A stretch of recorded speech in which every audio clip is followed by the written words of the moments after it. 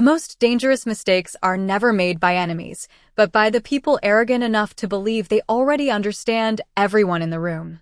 Rain hammered against the floor-to-ceiling windows of Adrian Moretti's penthouse high above Manhattan, turning the city lights into blurred streaks of gold and silver across the glass. The storm had swallowed the skyline hours ago, but inside the dining room everything remained painfully controlled. Crystal glasses reflected the dim chandelier light. Italian leather chairs surrounded a 12-foot mahogany table polished so perfectly it mirrored the men seated around it. Expensive watches gleamed beneath rolled shirt cuffs. Low voices carried across the room like sharpened knives wrapped in velvet. Naomi Carter moved silently between them with a silver tea tray balanced carefully in her hands. Invisible. That was the first thing Sophia, the head housekeeper, had taught her 4 months ago. Invisible women survived in places like this. Invisible women kept their jobs. Invisible women didn't speak unless spoken to. And invisible women definitely did not look at the documents spread across Adrian Moretti's table. But Naomi looked anyway. Just once. Just long enough for her heartbeat to stop. Her fingers tightened around the tray so hard the porcelain cups rattled softly. Blackridge Financial Consortium. The name stared back at her from the top of the contract in elegant gold lettering. For a second, the room disappeared. The rain disappeared. The voices disappeared. All Naomi could see was a hospital hallway 12 years earlier, fluorescent lights flickering above her mother's trembling hands, while a police officer quietly explained why her father's car had been found abandoned near Lake Michigan. Her father had signed papers from that company 3 weeks before he died. The same company. The same contracts. The same carefully hidden clauses buried beneath polished legal language. Transfer ownership under emergency conditions. Naomi knew those words better than she knew her own reflection. They had destroyed her family long before Adrian Moretti ever walked into her life. The Russians want the deal finalized. Tomorrow, one of the men said quietly. Adrian sat at the head of the table without moving. 6'3". Dark tailored suit. White dress shirt open at the collar. The city called him a businessman in public and something far more dangerous in private. But tonight exhaustion sat heavier on him than power did. Naomi noticed the untouched whiskey beside his hand. The faint shadows beneath his eyes. The way his jaw tightened every time his younger brother's name entered the conversation. And the housekeeper, another man asked suddenly, glancing toward Naomi. Can she hear this? Adrian barely looked up from the papers. She won't understand any of it. The words landed harder than a slap. Calm. Casual. Dismissive. Naomi lowered her eyes immediately, but heat rose into her chest anyway. Not anger. Something sadder than anger. Because Adrian Moretti truly believed she existed somewhere beneath notice. A woman who carried towels, poured tea, scrubbed marble counters. Nothing more. And for 4 months Naomi had allowed him to believe it. Thunder rolled across the sky as she stepped closer to refill his cup. Adrian signed the final page with a fountain pen worth more than Naomi earned in 3 months. The moment the ink touched paper, cold spread through her stomach. Her father had signed papers exactly like that. 3 weeks later he was dead, her mother was drowning in debt, and Naomi was learning how quickly the world erased good men once powerful people decided they were inconvenient. Congratulations, one of the men murmured. This changes everything. No, Naomi thought quietly as she placed the fresh tea beside Adrian's hand. It destroys everything. Adrian finally looked at her then, only for a second. His dark eyes passed over her face without recognition before returning to the contract. But Naomi noticed something anyway. His hand trembled slightly as he reached for the glass. Just once. Just enough for her to realize something terrifying beneath all that control. Adrian Moretti had no idea he had just walked into the same trap that killed her father. Naomi barely remembered leaving the dining room. One moment she was standing beneath warm chandelier light, listening to men discuss millions of dollars as casually as weather forecasts, and the next she was inside the service elevator gripping the silver tray against her chest, while the mirrored walls reflected a face she barely recognized. The elevator descended slowly through 48 floors of silence. Her pulse still thundered in her ears. Blackridge Financial Consortium. Even thinking the name made her stomach tighten. She had spent 12 years trying to erase those words from her life, but trauma did not disappear simply because people became quieter about it. It waited, patient, buried beneath routines and survival and exhaustion until one accidental moment pulled it back into the light. The basement hallway smelled faintly of detergent and industrial bleach. Safe smells. Ordinary smells.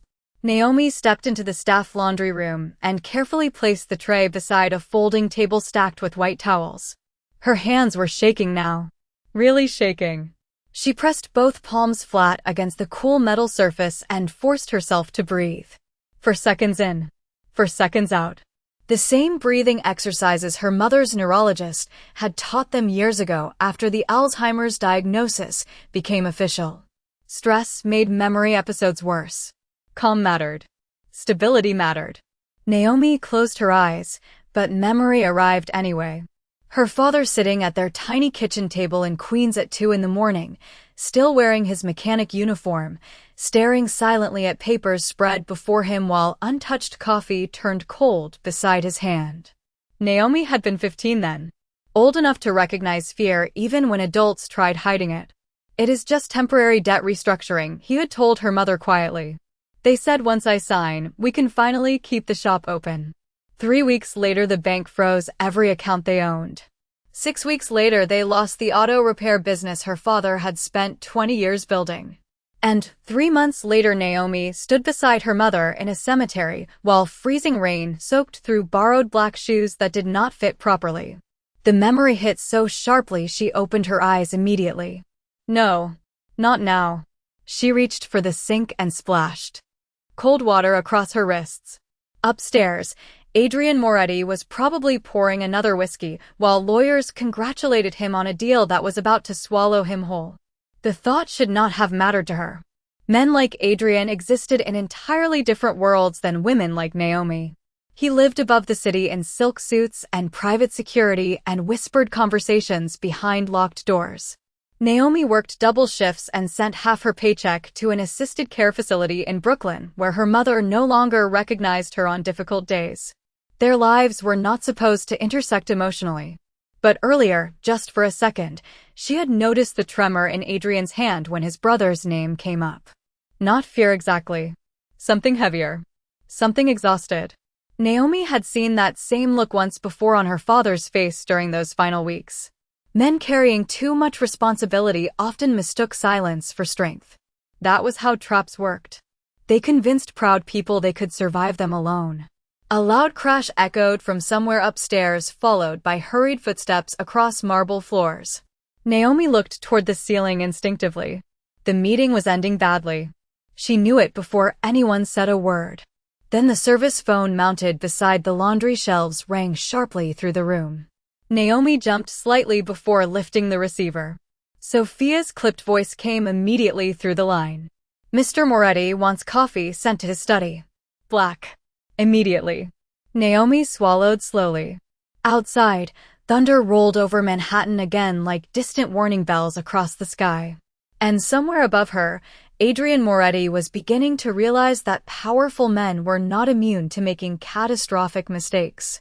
The hallway outside Adrian Moretti's study was silent except for the distant hum of rain against glass and the soft ticking of a grandfather clock near the elevator. Naomi balanced the coffee tray carefully in both hands as she approached the double doors. Fresh black coffee. No sugar. No cream. Sophia had memorized every preference in this penthouse years ago, and now Naomi knew them too. Which whiskey glasses Adrian used when he was angry. Which music played when he could not sleep. Which nights the security team whispered more quietly because something serious was happening behind closed doors. Invisible people noticed everything. They just learned to survive by pretending they did not. Naomi paused outside the study when she heard voices inside. "Your brother still is not answering," someone asked carefully.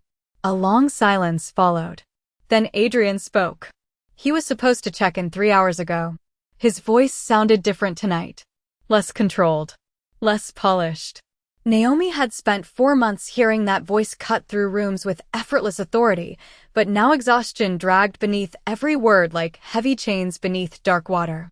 Maybe Luca just turned off his phone, another man offered weakly. Adrian laughed once under his breath, but there was no humor in it. Luca has worked security since he was 19 years old. He does not forget to answer calls. Naomi lowered her eyes toward the tray. Suddenly, the expensive porcelain cups felt much heavier. Family. Everything always came back to family. Her father had signed those contracts trying to save his family. Adrian Moretti was signing them trying to protect his own. Powerful men and ordinary men rarely looked alike on the outside, but fear for the people they loved made them painfully similar underneath. The Russians guaranteed protection. The first man continued. Once tomorrow is finalized, your position becomes untouchable. Naomi's stomach tightened instantly. That was exactly how Blackridge operated. Promises first. Ownership later. By the time victims understood the trap, every exit had already disappeared. She should leave. Right now. Before someone opened the door and found a housekeeper frozen outside a private conversation she had no business hearing. But her feet refused to move. 12 years of buried grief stood rooted beneath her skin. And if they're lying? Adrian asked quietly. Silence answered him this time. Naomi closed her eyes briefly. Because nobody in that room knew the truth. Nobody except her. The study door opened suddenly before she could step back. Adrian stood there in rolled sleeves and dark slacks, one hand still resting on the brass handle. Up close, he looked even more exhausted than before. His dark hair was slightly disheveled now, his tie missing completely, tension carved deeply into the sharp lines of his face.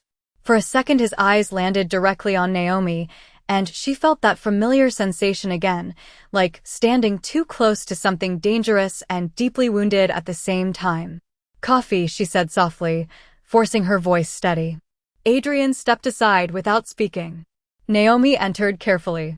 The study smelled like cedarwood, rain, and expensive whiskey that had barely been touched. 3 men in tailored suits sat near the fireplace surrounded by open folders and glowing laptop screens.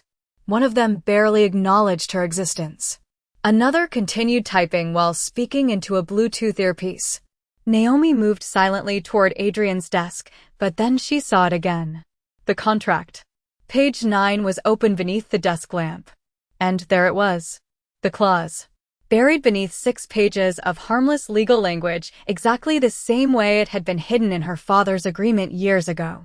Transfer authority during emergency operational instability. Naomi stopped breathing for a second. They changed a few words every decade. Just enough to survive lawsuits. But the structure never changed. Her hand trembled slightly as she placed the coffee beside Adrian. He noticed this time. You all right? He asked distractedly, not even looking up from the papers. Naomi opened her mouth. Closed it again. The entire room continued moving around her while memory screamed inside her chest. If she spoke, she risked everything. Her job. Her safety. The quiet, invisible life she had fought desperately to rebuild. But if she stayed silent, Adrian Moretti was about to hand his entire future to the same kind of people who destroyed her father. And deep down, Naomi already knew she would not be able to watch it happen twice. Naomi barely slept that night. Rain continued pounding Manhattan until nearly dawn, rattling softly against the penthouse windows while the city below dissolved into silver fog and blurred headlights. Around 3 in the morning, she finally gave up pretending. Rest would come and sat alone at the small staff kitchen table with her mother's old notebook spread open beside a cup of untouched tea. The notebook was worn at the edges now, pages yellowed from years of being carried from apartment to apartment whenever life forced Naomi to start over again. Her father's handwriting filled nearly every page. Dates. Phone numbers. Contract notes. Tiny observations scribbled late at night by a man desperately trying to understand how his life had collapsed so quickly. Naomi traced one line gently with her fingertip. Emergency operational transfer clause equals ownership surrender. Even after 12 years, seeing those words still made her chest ache. Her father had figured out the truth too late. By then the debt was already impossible. The lawsuits had already started. The shame had already hollowed him out piece by piece until there was almost nothing left beneath it except exhaustion. Naomi closed the notebook slowly. Upstairs, Adrian Moretti was walking toward the exact same disaster wearing a $12,000 suit and believing money would somehow protect him from manipulation. Pain did not care about bank accounts. It arrived the same way for everyone. Quietly at first. Then all at once. The sound of footsteps pulled Naomi from her thoughts. She looked up as Sophia entered the kitchen tying a silk robe tightly around herself. Even half asleep, the older woman carried that same rigid elegance that controlled the penthouse staff with almost military precision. "You are awake early," Sophia observed. Naomi quickly closed the notebook. Could not sleep. Sophia reached for the espresso machine but paused after noticing Naomi's expression. "Something happened upstairs yesterday." It was not a question. Naomi hesitated carefully. The meeting seemed tense. Sophia gave a dry laugh beneath her breath. "Mr. Moretti has not slept properly in weeks. His brother disappearing only made things worse." Naomi looked down instinctively. "Is his brother in danger?" Sophia pressed the coffee button before answering. "Men like Adrian Moretti are always in danger. The difference is that wealthy people have bodyguards around theirs." The machine hissed softly between them. "But sometimes," Sophia continued quietly, "the things threatening them are not outside enemies. Sometimes the danger is sitting directly at the table beside them." Naomi's eyes lifted sharply. For a second she wondered if Sophia somehow knew. But the older woman only stirred sugar slowly into her espresso, staring toward the dark hallway beyond the kitchen. "I have worked for powerful men 30 years, Sophia said. The arrogant ones always believe intelligence only exists in rooms full of expensive suits." Naomi swallowed hard. Upstairs, a heavy door slammed suddenly hard enough to echo through the ceiling vents. Sophia sighed immediately. That will be him. Naomi listened as footsteps crossed the penthouse above them. Fast. Uneven. Frustrated. Then came silence again. Strange silence. The kind that settles over a home when fear quietly enters it. "Take him breakfast later," Sophia instructed. "He will refuse to eat unless someone forces him." Naomi blinked softly. "Me? You are the only person he does not yell at lately." Before Naomi could answer, Sophia picked up her espresso and disappeared down the hallway. Naomi remained frozen at the table for several seconds. Then slowly she looked back toward her father's notebook. Toward the warning written years ago by a man no one had listened to until it was too late. Outside the kitchen window, dawn finally began bleeding pale gray light across Manhattan. Somewhere above her, Adrian Moretti was unraveling piece by piece behind locked study doors while still believing he controlled everything around him. And Naomi was beginning to realize something dangerous. The more she saw the exhaustion in his eyes, the harder it became to stand back and let history destroy another family in silence. By late evening the storm had finally passed, but the penthouse still carried the heavy silence it left behind. Manhattan glittered outside the massive windows in cold gold reflections, traffic crawling beneath the skyscrapers like distant rivers of light. Inside Adrian Moretti's dining room, another meeting had already begun. Different suits. Different lawyers. Same tension thick enough to feel in the air. Naomi moved carefully between the table and the kitchen carrying crystal glasses filled with sparkling water nobody was drinking. She noticed exhaustion on every face except Adrian's. His expression had gone beyond exhaustion sometime earlier that afternoon. Now he looked carved from stone. Controlled. Sharp. Dangerous in the quietest possible way. But Naomi saw the signs anyway. The untouched food. The constant checking of his phone. The way his jaw tightened every time the screen remained dark. Luca still had not called. "Tomorrow morning," one of the attorneys said carefully, sliding another folder across the table, "Blackridge finalizes operational authority and secures transportation access through the ports. Once signed, the Russians guarantee full protection for your organization." Naomi nearly stopped walking. Protection. Again that word. Always that word. Her father had heard the same promises from men wearing expensive watches and reassuring smiles. Adrian leaned back slowly in his chair. And my brother? The attorney hesitated for half a second too long. Naomi noticed immediately. So did Adrian. The room shifted colder. They assured us Luca is unharmed, the man answered. Assured us. Not confirmed. Not proved. Naomi's pulse quickened. She reached the table carefully to replace a water glass beside one of the guests, but her eyes drifted downward before she could stop herself. The final contract lay partially open near Adrian's hand. Page 9 again. Her stomach tightened instantly. The emergency transfer clause had changed overnight. They had added expanded authority language beneath subsection C. That was new. Naomi stared at the words while ice spread slowly through her chest. Her father's contract had changed exactly the same way 48 hours before everything collapsed. They were accelerating the takeover. Which meant one thing. Blackridge no longer expected Adrian Moretti to remain powerful long enough to fight them afterward. Miss Carter. Adrian's voice cut through the room quietly. Naomi looked up immediately, realizing everyone had noticed her standing still. The wine. His eyes rested on her for one unreadable second. Naomi swallowed quickly. Yes, sir. She reached for the bottle beside the silver tray, but her hands were no longer steady. Her thoughts were racing too fast now. If Adrian signed tomorrow, Blackridge would gain complete operational control during any manufactured crisis. Financial instability. Security threat. Family emergency. The language was intentionally vague because the crisis itself did not matter. Only the transfer of power did. And Luca's disappearance suddenly felt much less accidental.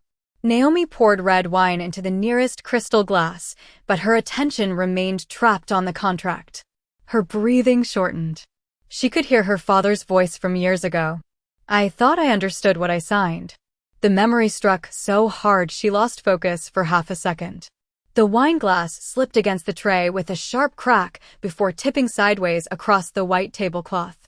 Deep red wine spread instantly across expensive paperwork and polished mahogany. The room froze. One attorney jumped backward in irritation. Another cursed under his breath while grabbing napkins. Naomi stepped back immediately, horror flooding her face. I am so sorry, she whispered, reaching desperately for towels. Careful, one of the men snapped.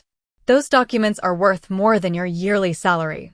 Naomi's hands stopped moving. Silence settled heavily across the room. Adrian remained seated at the head of the table, staring not at the spilled wine, but directly at her face.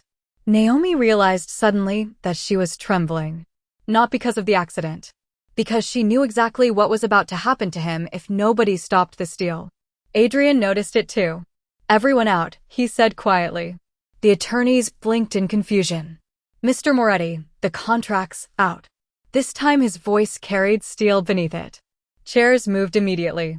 Papers were gathered. Within seconds, the dining room emptied until only Adrian and Naomi remained beneath the dim chandelier light and the stain of dark wine spreading slowly between them like a warning neither of them could ignore. The dining room remained completely still after the last attorney disappeared behind the elevator doors. Rainwater still clung faintly to the windows from the storm earlier that night, turning the Manhattan skyline beyond the glass into blurred rivers of gold and white. Naomi stood frozen beside the ruined contract papers with a linen towel clenched tightly in her hands. Red wine continued soaking slowly across page 9 like spilled blood no one wanted to acknowledge. Adrian Moretti had not moved. He sat at the head of the table, watching her with an intensity that made the silence feel heavier by the second. That was not about the wine, he said finally. His voice was calm again now. Too calm. Naomi lowered her eyes immediately. I apologize, sir. Do not do that. She blinked softly. Sir? Adrian leaned back slightly in his chair, exhaustion shadowing every sharp line of his face. Do not pretend you are shaking because of an accident. Naomi's grip tightened around the towel. Her heartbeat pounded painfully beneath her ribs. For 4 months she had survived by being careful. Quiet. Invisible. But Adrian was looking at her differently tonight. Not past her. At her.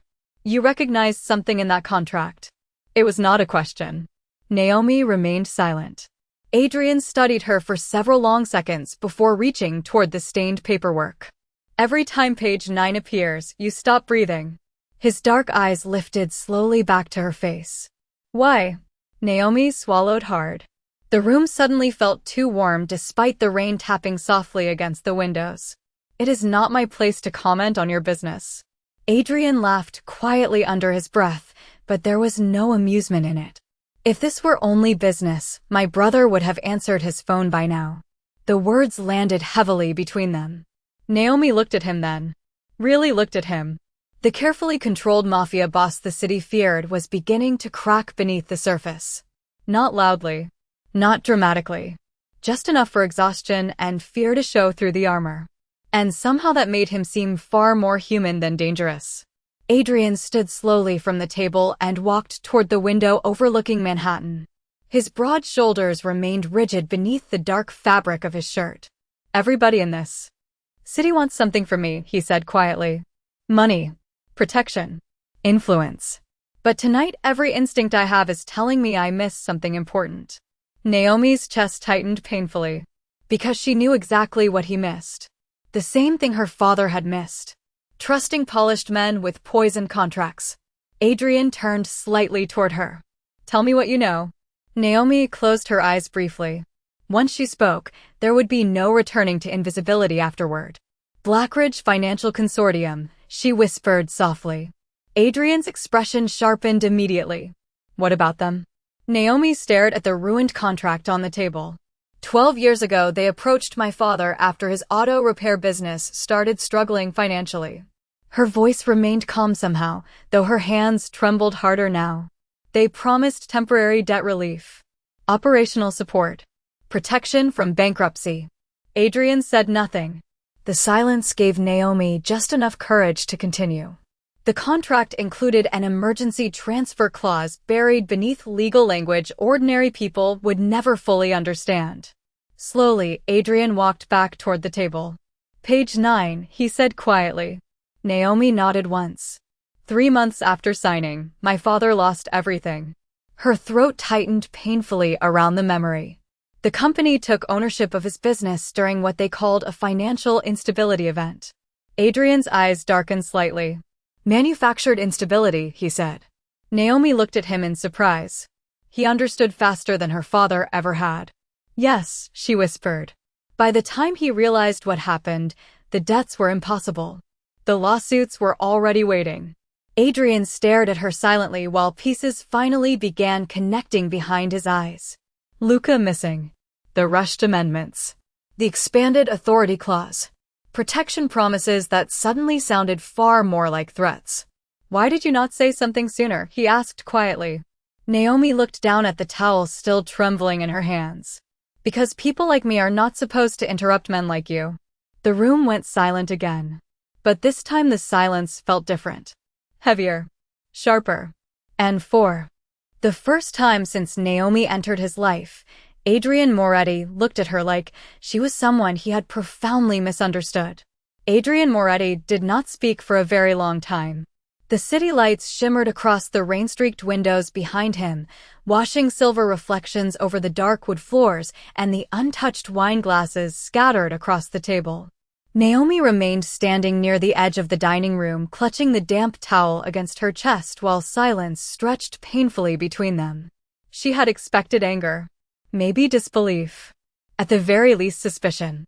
Men like Adrian Moretti did not build empires by trusting people easily, especially not housekeepers standing beside ruined contracts at midnight. But what unsettled her most was the expression in his eyes now. Not rage. Regret. Quiet and sharp and impossible to ignore. Adrian lowered himself slowly into one of the leather chairs as though exhaustion had finally settled into his bones all at once. His fingers rubbed once across his jaw before he looked down at the stained page 9, still lying open beneath the chandelier light. All this time, he said quietly, almost to himself, you knew exactly what you were looking at. Naomi swallowed softly. I hoped I was wrong. Adrian let out a bitter breath through his nose. You are not. His eyes drifted toward her again, but this time there was no distance in them. No cold dismissal. Just a man replaying his own words inside his head and realizing how much arrogance had hidden inside them. She will not understand any of this. The sentence echoed through the silence between them even though neither one repeated it aloud. Adrian looked away first. Naomi noticed that immediately. Powerful men rarely looked uncomfortable around other people. But shame had a way of stripping authority down to something painfully human. For months, Adrian murmured quietly. You have worked in this penthouse 4 months. Naomi nodded once. Adrian stared toward the skyline beyond the windows. And I do not even know your favorite color. The words surprised both of them. Naomi blinked softly. Adrian gave a quiet, humorless laugh beneath his breath. I know which. Senator owes me favors in Albany. I know shipping routes through 3 different ports. I know the names of every man sitting at that table tonight. His voice lowered slightly. But somehow I convinced myself the woman bringing me coffee every morning had nothing worth hearing. Naomi looked down instinctively. No one had ever spoken to her like that inside this penthouse before. Most people noticed her only when towels were missing or dinner arrived late. Invisible women survived because the world trained itself not to see them. Adrian leaned back slowly in his chair, his expression tightening again as pieces continued fitting together behind his eyes. The amended clause, he said suddenly. It was changed after Luca disappeared. Naomi nodded carefully. That means they already expected instability before tomorrow's signing. Adrian's jaw hardened. Meaning my brother was leveraged from the beginning. Fear flickered across his face, then vanished just as quickly beneath control, but Naomi saw it anyway. She realized something in that moment that startled her more than anything else tonight. Adrian Moretti was tired. Not physically. Spiritually tired. Like someone who had spent too many years carrying entire worlds on his shoulders without ever setting them down. He looked at her again, slower this time. More carefully. What was your father's name? Naomi hesitated before answering. David Carter. Adrian repeated it quietly, almost respectfully. David Carter. Naomi's throat tightened unexpectedly. Most people forgot her father existed years ago. Debt erased ordinary people quickly. Adrian reached for the ruined contract again, studying the wine spreading across the legal language Naomi had recognized instantly. You tried to warn me without speaking, he said softly. Naomi's eyes lowered toward the stain. I was afraid. Adrian nodded once. You were right to be.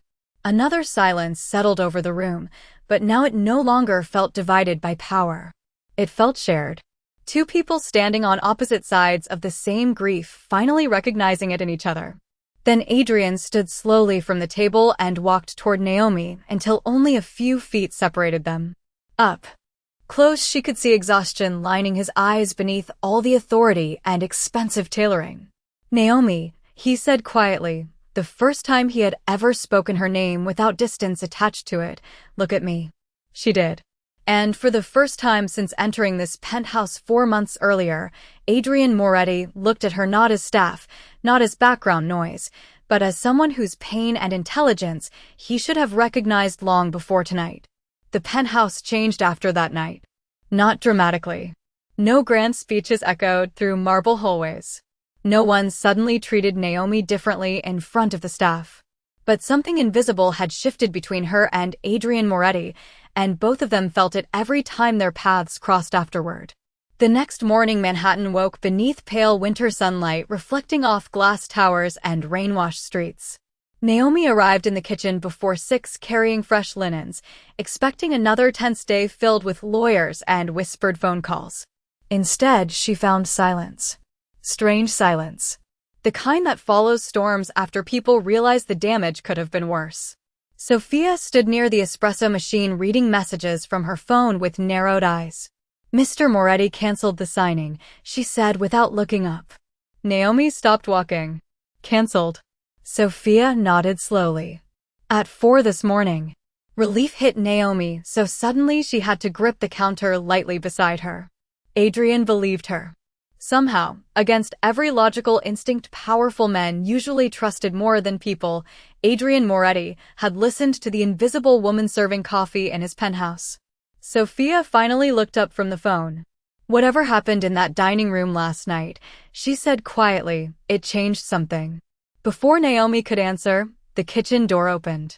Adrian entered wearing dark slacks and a charcoal sweater instead of his usual tailored suits. He looked exhausted, but different somehow. Less sharp around the edges. Like a man carrying the same burdens but no longer pretending they weighed nothing. Two security men followed, several steps behind him before stopping discreetly near the hallway. Adrian's eyes found Naomi immediately. Sophia, he said calmly, can you give us a minute? The older woman blinked once in visible surprise. Then silently, she left the kitchen. Naomi suddenly became very aware of the sunlight stretching across the marble floor between them. Adrian walked toward the counter slowly, holding a black phone in one hand. Luca checked in an hour ago, he said quietly. Naomi released a breath she had not realized she was holding. Is he safe? Adrian nodded once. Shaken. Angry. But safe. Gratitude softened his voice on the final word. Naomi looked down instinctively. I am glad. Adrian studied her carefully for a moment before placing the phone on the counter. The people connected to Blackridge disappeared overnight after the signing was cancelled. His jaw tightened slightly. That tells me everything I needed to know. Naomi said nothing. She already understood. Predators rarely lingered once prey stopped cooperating. Adrian leaned one hand against the marble countertop beside her. You saved my brother's life. Naomi shook her head immediately. No. I only recognized the contract. And everyone else in that room missed it. His voice remained calm, but emotion sat quietly beneath every word now. Including me. Naomi looked at him then. Really looked at him. For the first time since she entered his world, Adrian Moretti no longer seemed untouchable. Just tired. Human. A man confronting how dangerously close pride had brought him to losing someone he loved. Why did you help me? He asked softly. After what happened to your father, you had every reason to stay silent. Naomi's fingers tightened slightly around the folded kitchen towel in her hands. Because losing someone that way changes people forever. Adrian's expression shifted almost painfully at those words. Naomi realized instantly he was imagining Luca. Imagining regret that could never be undone. The kitchen fell silent again except for the faint hum of traffic far below the skyscraper windows. Then Adrian noticed the worn notebook partially visible inside Naomi's bag resting near the pantry door. Your father's notes? He asked quietly. Naomi hesitated before nodding once. Adrian stared at the notebook for several long seconds. You kept studying them all these years. I wanted to understand what destroyed him. Adrian looked down briefly, shame flickering across his face again. And I almost walked willingly into the same trap while convincing myself you could not possibly understand my world. Naomi's chest tightened softly at the honesty in his voice. Adrian met her eyes again, slower this time. I have spent most of my life being feared, he said quietly. But I think last night was the first time in years I felt genuinely humbled by another person. And standing there in the warm morning light of his kitchen, Adrian Moretti realized something far more unsettling than betrayal. The woman he had overlooked from the beginning had become the one voice he trusted most. 3 weeks later, the penthouse no longer felt like a fortress built entirely from silence. Winter sunlight stretched warmly across marble floors each morning now, softening the sharp edges of rooms that once seemed designed only for power and control. The tension surrounding Adrian Moretti had changed too. Not disappeared completely. Men like him never truly lived without pressure circling nearby. But the constant heaviness that had shadowed him for months seemed quieter somehow, as though surviving betrayal had forced him to finally loosen his grip on the idea that he alone had to carry everything. Naomi noticed it in small ways. The untouched whiskey bottles disappearing from his study. The fact that he started eating breakfast again instead of surviving on coffee alone. The way security staff no longer whispered anxiously every time his phone rang. Luca had returned to the city safely 2 days after the cancelled signing, and though nobody explained details openly, Naomi understood enough to know Adrian had severed every connection to Blackridge permanently.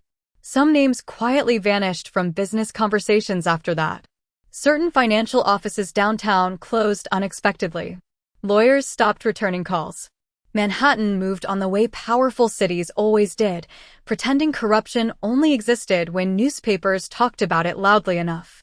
But inside the penthouse, something else changed more quietly than all of that. Adrian began seeing Naomi everywhere. Not because she suddenly appeared more often, but because he finally noticed her presence in spaces where he had once looked straight through her. The soft humming she did while organizing the kitchen late at night. The careful way she folded linen napkins with almost mathematical precision. The tiredness in her eyes whenever her mother had a difficult week at the care facility in Brooklyn. Invisible people were only invisible to those who never bothered looking carefully. One snowy evening, Adrian returned home unusually late to find the penthouse nearly dark except for a single lamp glowing softly in the kitchen. Naomi sat alone at the small breakfast table, still wearing her housekeeping uniform, asleep with her head resting against one arm. An open folder lay beside her next to several handwritten pages covered in notes. Adrian stepped closer quietly. They were copies of Blackridge legal records. Naomi had been researching them again. Even after everything.